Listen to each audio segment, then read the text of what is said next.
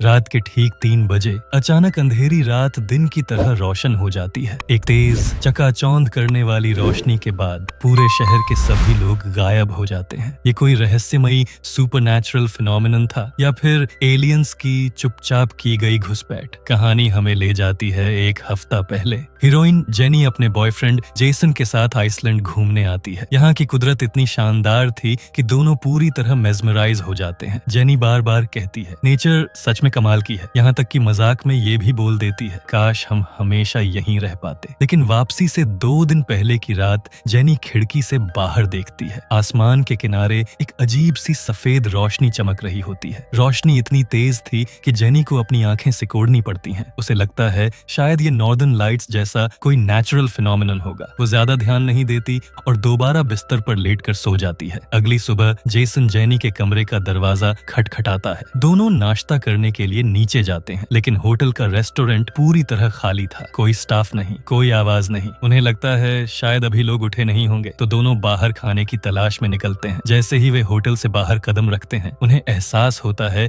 कि कुछ बहुत गलत है। पूरी की पूरी शहर की सड़कें सुनसान थीं। न कोई इंसान, न कोई आवाज, सिर्फ हर तरफ फैला हुआ कचरा, जो इस बात का गवाह था कि ये शहर कभी जिंदा हुआ करता था। दोनों एक दूसरे की तरफ देखते हैं। दिमाग में सवालों की बाढ़ आ जाती है। क्या कहीं कोई बड़ा इवेंट चल रहा है? लेकिन जैसे जैसे वो आगे बढ़ते हैं, उन्हें एहसास होता है मामला उतना आसान नहीं है। सुपरमार्केट का दरवाजा खुला हुआ था, लेकिन अंदर कोई भी मौजूद नहीं था। अगर लोग जाते तो दरवाजा बंद करके जाते ना। लग रहा था जैसे लोग हवा में घुलकर गायब हो गए हों। जेनी और जेसन पूरे शहर में सुराग ढूंढते हैं। छोटे बड़े मॉल्स, शॉप्स, हर घर का दरवाजा खटखटाते हैं, लेकिन एक भी इंसान नहीं मिलता। आखिर में वे एक बार में पहुंचते हैं। वहां की कुर्सियां, टेबल पूरी तरह सलीके से रखी हुई थीं, जैसे कल रात वहीं पर समय थम गया हो। इस अजीब माहौल से जेनी लगभग टूट जाती है। डर को दबाते हुए वो दीवार पर लगा टीवी ऑन करती है, लेकिन सभी न्यूज चैनल्स बंद दिखते हैं। निराश होकर दोनों बार से बाहर निकलते हैं। जेनी की भौहें सिकुड़ी हुई हैं। फोन में सिग्नल है, लेकिन किसी का भी कॉल नहीं उठता। दोनों वापस होटल आते हैं। जेसन तुरंत लैपटॉप खोलकर न्यूज सर्च करता है, लेकिन सारी न्यूज वेबसाइट्स कल रात 12 बजे पर ही अटकी हुई थीं। दोनों समझ नहीं पा रहे थे कि ये हो क्या रहा है। वे हर पॉसिबिलिटी पर बात करते हैं, यहाँ तक कि एलियन इन्वेजन पर भी। लेकिन अगर एलियंस होते तो सब कुछ इतना खामोशी से कैसे होता? तभी जेसन को एक आइडिया आता है। वो जेनी का हाथ पकड़ता है। चलो शहर की सबसे ऊंची जगह पर चलते हैं, शायद वहां से कुछ समझ आए। जैसे ही दोनों आगे बढ़ते हैं, उन्हें सड़क के बीचों बीच एक कार खड़ी दिखती है। इंजन अभी भी चल रहा था, लेकिन कार का ड्राइवर कहीं नजर नहीं आता। आखिरकार दोनों वही कार स्टार्ट करते हैं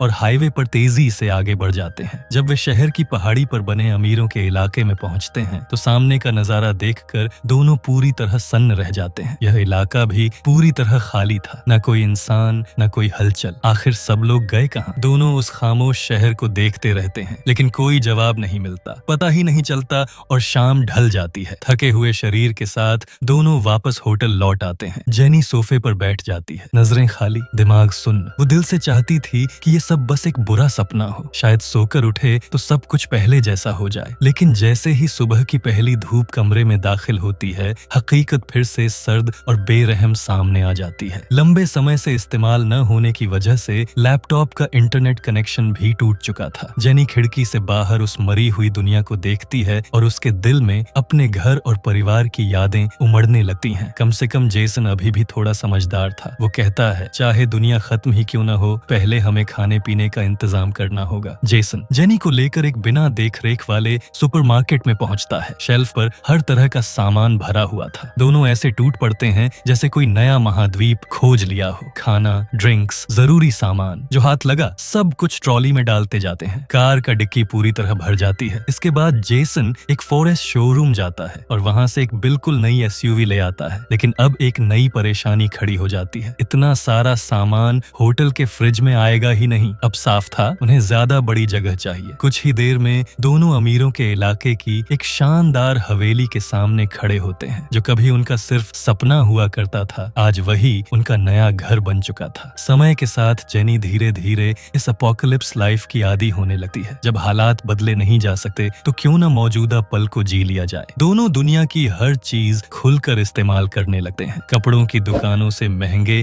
और खूबसूरत कपड़े चुनना, डेली यूज की दुकानों से ढेर सारा सामान भर लेना, यहाँ तक कि बार में जाकर कीमती वाइन पीना भी। उन्हें लगने लगता है जैसे वे ही इस दुनिया के मालिक हों। पहाड़, नदियां, वादियां, सब कुछ उनकी प्राइवेट प्रॉपर्टी बन चुका था। दोनों कुदरत के बीच प्यार और आजादी को खुलकर जीते हैं। हर जगह उनकी यादों के निशान छूटने लगते हैं, लेकिन सुकून ज्यादा दिन नहीं टिकता। एक दिन जेसन सुपरमार्केट में खरीदारी करते वक्त ध्यान भटकने की वजह से फिसल जाता है और उसका हाथ जख्मी हो जाता है। जेनी ये देखकर गुस्से में आ जाती है। वो गंभीर चेहरे से जेसन को डांटती है, इतनी लापरवाही क्यों कर रहे हो? अगर कुछ बड़ा हो गया तो यहाँ डॉक्टर तक नहीं है। लेकिन जेसन इसे हल्के में लेता है। उसके लिए तो वो बस इस दुनिया को एंजॉय कर रहा था। इसी बात पर दोनों के बीच भयंकर झगड़ा हो जाता है। शांत होने के बाद जेसन को एहसास होता है कि जेनी की चिंता गलत नहीं थी। वो फूलों का एक गुलदस्ता लेकर जेनी के पास आता है और अपनी गलती के लिए माफी मांगता है। लेकिन इस बार जेनी का दिल और भी डूब चुका था। आज की लड़ाई एक नुकीले चाकू की तरह उनके बनाए हुए खूबसूरत सपने को चीर देती है। अब उन्हें एक कड़वी सच्चाई का सामना करना पड़ता है। इस दुनिया में उनके अलावा कोई नहीं बचा। इंसान अकेले जीने के लिए नहीं बना। वो झुंड में रहने वाला प्राणी है। जंगल के जानवरों की तरह अलग थलग नहीं रह सकता। इस वक्त जेनी बस एक ही चीज चाहती थी, घर लौटना, अपने परिवार के पास। वो इस अनजानी जमीन पर ऐसे जिंदा नहीं रहना चाहती थी। जेसन उसे समझाने की कोशिश करता है,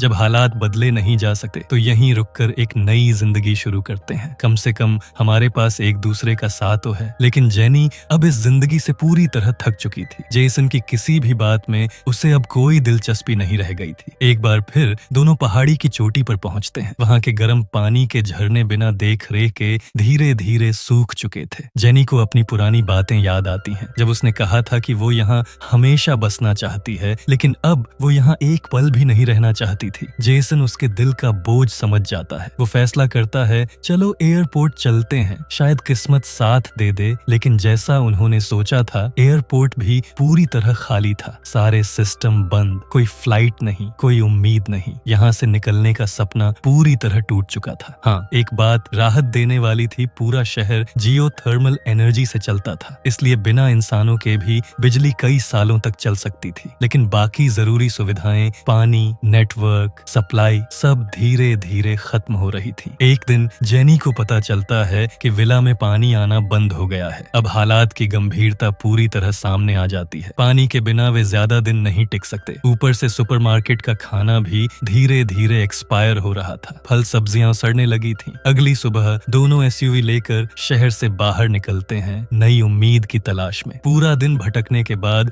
उन्हें जंगल में सिर्फ एक टूटा हुआ हवाई जहाज मिलता है। वो साफ तौर पर एक छोड़ा हुआ स्क्रैप था, शरीर जर्जर, और बाहर किसी ने बेकार से निशान उकेरे हुए थे। उस रात दोनों उसी प्लेन के अंदर सोते हैं। अगली सुबह वापस शहर लौटे हैं, लेकिन सामने फिर वही मरी हुई दुनिया होती है। जेनी हर रोज नेटवर्क चेक करती रहती है, शायद इंटरनेट वापस आ जाए, लेकिन हर दिन निराशा ही मिलती है। इसी बीच जेसन सुपरमार्केट में सामान ढूंढते वक्त पाइप्स का एक बड़ा स्टॉक देखता है। अपनी फिजिक्स की समझ से वो एक सिंपल पानी खींचने का सिस्टम बना लेता है। ये खोज दोनों के लिए नई उम्मीद लेकर आती है। अब शायद वे खुद सब्जियां उगा पाएंगे और जिंदगी थोड़ी आसान हो जाएगी। उसी दिन दोपहर में दोनों गलती से एक फूलों की दुकान में चले जाते हैं, लेकिन अंदर का नजारा दिल दहला देता है। जमीन पर सूखे हुए फूलों की पंखुड़ियां बिखरी थीं। हर पौधा पूरी तरह मुरझा चुका था। इस मंजर को देखकर जेनी फिर टूट जाती है। शायद यही इस पूरे शहर का अंजाम था, धीरे धीरे पूरी तरह मर जाना। लेकिन दोनों हार मानने को तैयार नहीं थे। उन्होंने फिर से नया रास्ता ढूंढने का फैसला किया। एक दिन वे खास तौर पर शहर से दूर निकलते हैं। शाम होने लगती है और जेसन एक पुराने घर के सामने गाड़ी रोक देता है। दोनों तय करते हैं कि आज रात यहीं रुकेंगे। बिना किसी आवाज के वे सीधे घर के अंदर चले जाते हैं, क्योंकि अब उनके मन ने ये मान लिया था, दुनिया में बस वही दो बचे हैं। लेकिन तभी जब जेसन बाहर लकड़ी ढूंढने जाता है, अचानक जंगल से एक बुजुर्ग आदमी निकलकर सामने आता है। वो भी उतना ही घबराया और भावुक था जैसे बहुत समय बाद किसी इंसान को देखा हो। जेसन तुरंत उसे पानी देता है ताकि वो शांत हो सके। फिर तीनों वापस घर के अंदर आते हैं और बात करना शुरू करते हैं। बुजुर्ग बताता है, अजीब घटना के बाद वो शहर छोड़कर अपने पुराने घर में लौट आया था, लेकिन उसका पूरा परिवार गायब हो चुका था। वो अब तक घर में जमा सामान के सहारे अकेला जी रहा था। अब सामान भी लगभग खत्म हो चुका था। उसने तो ये मान लिया था कि अब बस मौत का इंतजार करना है। जेसन ये सब सुनकर अंदर से टूट जाता है। वो बुजुर्ग से कहता है, हिम्मत मत हारिए, अब हम अकेले नहीं हैं। अगर हम टिके रहे तो और भी लोग मिल सकते हैं। लेकिन उस आदमी की अपनी ही सोच थी। वो बस यही चाहता था कि जल्दी से अपने परिवार के पास स्वर्ग चला जाए। उसकी बातें जेनी के बनाए हुए झूठे सुकून को एक बार फिर तोड़ देती हैं। असल में जेनी एक सच्चाई से लगातार भाग रही थी। जो लोग गायब हुए थे आखिर गए कहां? अगर ये सब कोई सामान्य घटना होती तो इतने दिन बिना खाए पिए कोई जिंदा नहीं रह सकता था। मतलब साफ था, गायब हुए लोगों को ढूंढने की उम्मीद अब लगभग खत्म हो चुकी थी। अगली सुबह जेनी देखती है कि वो बुजुर्ग शांति से गुजर चुका है। जेसन उसे पिछवाड़े के बगीचे में दफना देता है। कम से कम अब वो अपने परिवार के पास तो होगा। लेकिन जेनी इस बात से सहमत नहीं होती। उसके लिए सवाल ये था, जब पूरी दुनिया ही खत्म हो चुकी है तो दफनाने का क्या मतलब रह जाता है? वो फैसला करती है, इस शहर को कोने कोने से छान डालूंगी ताकि दिल में कोई पछतावा न रह जाए। दोनों गाड़ी लेकर हर एक सड़क, हर एक गली से गुजरते हैं। अगर किसी घर में कोई नहीं मिलता तो वे दरवाजे पर लाल टेप से निशान लगा देते हैं। जेसन को लगता था ये सब बेकार है, लेकिन फिर भी वो चुपचाप जेनी का साथ देता है। एक हफ्ते की तलाश के बाद शहर का ज्यादातर हिस्सा छान लिया जाता है। आखिरकार जेनी को मानना पड़ता है, उसकी सारी कोशिशें बेकार थीं। शायद सच में वो दोनों ही इस दुनिया के आखिरी इंसान थे। जेनी का चेहरा दिन ब दिन और बुझता चला जाता है, जैसे कोई फूल धीरे धीरे मुरझा रहा हो। वो घंटों कंप्यूटर के सामने बैठकर पुरानी तस्वीरें देखती रहती है। घर, परिवार, बीते हुए पल, सबकी याद अब और भी तेज हो जाती है। अब जेनी इस अकेलेपन की जिंदगी को और सहन नहीं कर पाती। अगली सुबह जेसन की नींद खुलती है, लेकिन जेनी कमरे में नहीं होती। टेबल पर कुछ तस्वीरें रखी होती हैं। जेसन उन्हें देखता है। हर अगली फोटो में उसकी हंसती हुई जेनी और भी उदास दिखती है। जेसन का दिल जोर से धड़क उठता है। उसे समझ आ जाता है कुछ बहुत गलत हो गया है। वो तुरंत गाड़ी उठाता है और जेनी को ढूंढने निकल पड़ता है। पूरे शहर को एक बार फिर छान डालता है, लेकिन जेनी कहीं नहीं मिलती। तभी जेसन को एक जगह याद आती है, वो हॉट स्प्रिंग जो जेनी को सबसे ज्यादा पसंद था। वो पूरी रफ्तार में गाड़ी दौड़ाता है और पहाड़ की तरफ निकल पड़ता है। और जैसे ही वो पहाड़ के नीचे पहुंचता है, उसकी नजर एक कार पर पड़ती है। वो जेनी की ही गाड़ी थी। जेसन बिना सोचे समझे दौड़ता हुआ झरने की तरफ जाता है और जो वो देखता है उसका दिल चीर देता है। जेनी का शरीर पानी पर तैर रहा था, बिल्कुल बेहिल और खामोश। जेसन एक छलांग लगाकर पानी में कूद पड़ता है। वो जेनी को बाहों में भरकर किनारे तक ले आता है। पानी के किनारे घुटनों के बल बैठकर वो फूट फूट कर रो पड़ता है। अपनी प्रेमिका के शव को देखकर उसे लगता है अब इस दुनिया में जिंदा रहना ही बेकार है। जेसन खुद को पानी में डुबो देता है, लेकिन जैसे ही दम घुटने लगता है वो अचानक फिर से ऊपर आ जाता है। आखिरकार वो खुदकुशी का ख्याल छोड़ देता है। शायद अब इस दुनिया में सिर्फ जेसन ही बचा है। यही थी film vanishing on 7th street की पूरी कहानी। दुख की बात यह है कि फिल्म के अंत तक ये नहीं बताया गया गायब हुए लोग आखिर गए कहां। शायद ये ओपन एंडिंग कुछ लोगों को पसंद न आए, लेकिन हीरो का खुदकुशी न करना यकीनन सबसे सही फैसला था। क्योंकि असली अपोकलिप्स में